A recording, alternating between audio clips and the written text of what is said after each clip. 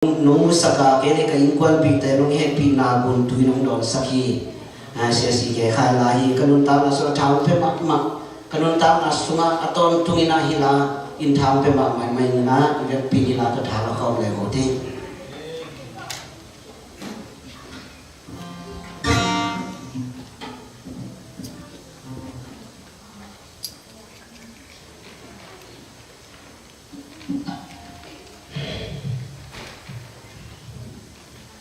nung happy na gun tuwi lo na akong pen gun tuwi ne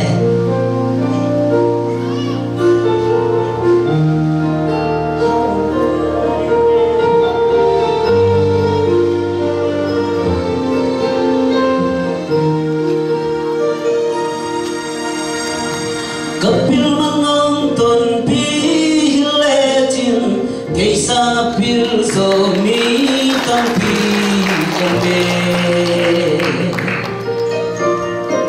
Kasyaman hong ton pi legend kaisa ngasyang so mi tampi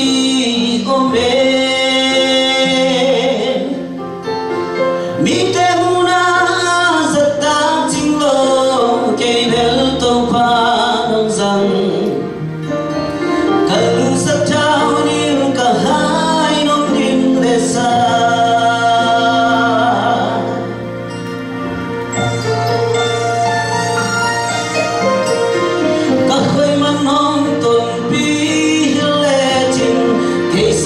khơi gió mi tâm vi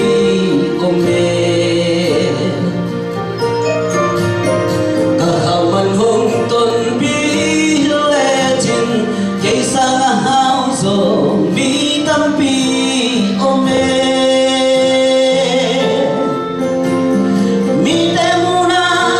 giật ta chính lo cây đeo tàu và nông rằng amen kalu sa tao ni ka hai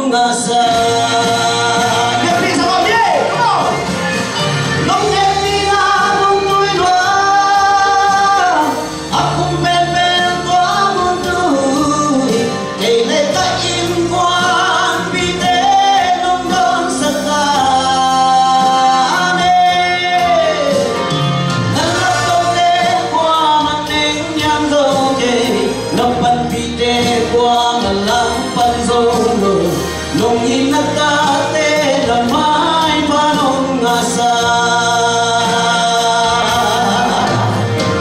Nung inagkate na may panong-asa. Hallelujah! Patuparin na natin kahit.